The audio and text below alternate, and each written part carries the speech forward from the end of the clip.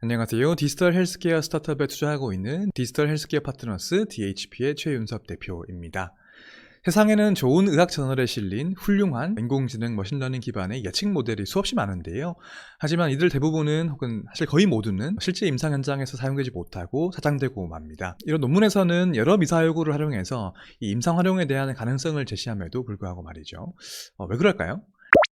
최근 NPJ 프리시전 oncology에 실린 아티클은 그 이유에 대해 가지고 신랄하면서도 현실적인 인사이트를 전해주고 있습니다. 저자는 케임브리지 대학의 연구자로 지난 20년 동안 의료 예측 모델을 개발하고 이를 사업화하는 과정에서 시행착오를 겪으면서 얻은 인사이트를 가감없이 전하고 있습니다.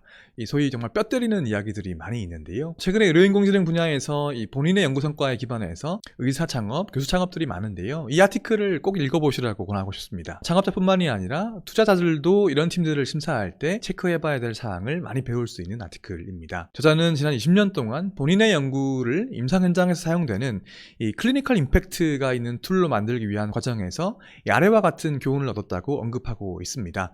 저는 아주 요약해서 말씀드릴 텐데요. 관심 있으신 분들은 이 원문을 읽어보시기를 권장드립니다. 첫 번째 교훈은 학계에서의 성공과 임상 현장에서의 성공은 다르다는 것입니다. 학계에서의 성공은 논문이나 학술 과제, 임팩트 팩터, 인용수 등으로 설정이 되는데요. 임상 현장에서의 성공은 얼마나 많은 병원에서 얼마나 자주 사용되는가, 그리고 궁극적으로는 얼마나 많은 환자에게 도움을 주었는가로 측정이 됩니다. 그리고 학계와 임상 현장에서의 인센티브 자체가 다른데요. 이 학계의 커리어는 개발한 모델의 노벨티가 중요하죠. 즉 논문으로 낸 모델을 정말 임상적으로 의미 있게 임플리먼트 하기 위해서 추가적으로 노력을 하는 것보다 그냥 또 하나의 이제 의미 없는 모델을 새로 개발해서 이 논문을 내는 것이 학계 커리어 혹은 교수 승진에 더 도움이 된다는 것이죠. 두 번째 교훈은 루틴한 진료에서 확보할 수 있는 데이터를 사용해야 한다는 것입니다. 이 연구 환경과 일반 진료 환경에서 확보할 수 있는 데이터가 너무 다르다고 하는데요. 이 연구실에서는 무슨 그 TCGA 같은 곳에서 뭐 DNA, RNA, 프로테오믹스 데이터를 통합해서 사용할 수 있지만 이 일반적인 임상 현장에서는 이런 데이터를 구할 수 없다는 것이죠. 진 익스프레션 데이터를 활용한 모델이 오랫동안 연구 성과가 있었지만 실제 임상 현장에서는 성공적으로 활용된 경우가 몇몇 예외를 제외하면 거의 없는 것도 이런 이유라고 말하고 있습니다. 여기서 테이크홈 메시지는요. 이 모델에 포함할 데이터를 잘못 선택하면 이 모델을 트레이닝 시키기도 전에 임상 현장에서의 유용성은 이미 실패한 것이다 라는 것입니다. 세 번째 교훈은 이 성공적인 모델은 결국 액션으로 연결되어야 한다는 것입니다. 이 모델의 결과가 임상의가 명확한 행동으로 옮길 수 있도록 직결되어야 한다는 것인데요. 예를 들어서 유방암에서 서브타입으로 나눠주는 PAM50는 이 행동으로 직결되지 않았고요. 나중에 프로시그나가 이 지표를 수정해서 이 고위험 환자군에게 이 보조항암 화학요법, 어드주반 키모테라피를 권고하는 예후 점수, 프로그노스틱 스코어로 제시된 후에야 그제서야 임상적으로 유용해졌다는 얘기를 하고 있습니다. 의사들이 알고 싶어하는 것은 이런 것들이라고 하는데요. 내가 이 환자를 돕기 위해서 무슨 행동을 해야 하는가? 이 환자에게 무슨 약을 처방해야 하는가? 이 질문이 예측 모델이 답을 할 수 있어야만 그나마 성공할 수 있는 일만의 가능성이라도 생긴다는 것입니다. 네 번째 교훈은 대형 병원에서만 쓸 수 있으면 안 된다는 것인데요.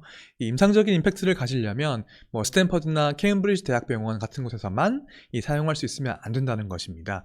처음에는 이 홈그라운드에서 연구를 많이 하는 의사들과 협력을 해야 하지만 진짜 임팩트를 만들려면 결국 이외의 환경에도 있는 의사들이 유용하다고 느낄 수 있어야 한다고 합니다. 다섯 번째 교훈은 결과적으로 이제 임상에서 성공하기가 엄청 어렵다는 것입니다.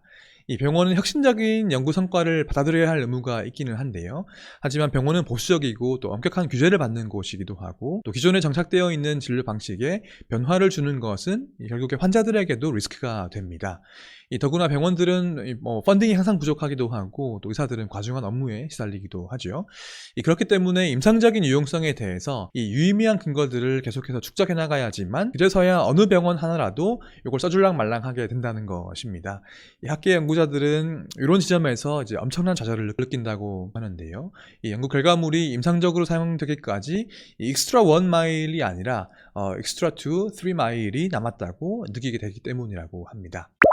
그리고 논문의 말미에는 Predict Breast라고 하는 임상적으로 아주 성공적인 예측 툴에 대한 사례가 언급되고 있습니다. 이는 Early Invasive Breast Cancer 환자들이 수술 이후에 생존율을 높이기 위해서 어떻게 치료해야 할지를 알려주는 모델인데요. 거의 모든 의사가 확보할 수 있는 데이터를 사용하는데 나이나 헐투 스테이터스, 뭐 종양 크기 이런 것들이죠. 이 세계적으로 250만 번, 지난 1년 동안에는 45만 번 사용되었다고 합니다. 이런 게 바로 임상적인 임팩트를 가지는 모델일 텐데요. 근데 이 연구는 하이 임팩트 저널에 실린 적도 없고 연구 지원 사업에도 떨어져서 펀딩도 못 받아서 기부된 자선 자금을 통해 가지고 인허가 비용을 충당했다고 합니다. 그러니까 현재의 연구 과제 지원 사업의 선정 기준이 임상적인 임팩트를 가진 연구를 제대로 골라내지 못할 수 있음을 강조를 하고 있습니다. 여튼 이 연구를 주도한 폴 파로와가 제시한 체크리스트가 이 아티클의 박스로 언급이 되고 있으니까 관심 있으신 분들은 참고해 보시면 좋겠습니다. 이번 영상에서는 충분히 옮기지 못했습니다만 이 아티클의 본문에는 정말 뼈 따리는 신랄한 표현들이 많이 있습니다. I think your model is useless.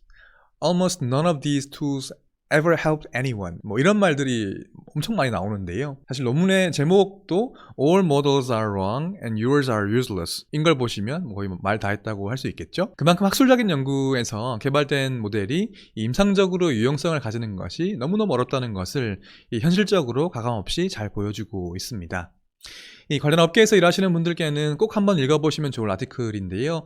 사실 이렇게 글로 배워서 여기 나오는 실수나 시행착오를 면할 수 있다면야 너무 좋겠습니다만 사실은 현실은 그렇지 않다는 것이 가장 큰 문제일 거라고 생각합니다. 그래도 이런 어려움을 미리 글을 통해서라도 알아둔다면 최소한 각오를 미리 다지거나 그런 각오가 없는 분들은 차라리 시작을 하지 않는, 어찌 보면 현명한 의사결정을 할 수 있는 계기라도 되지 않을까 합니다.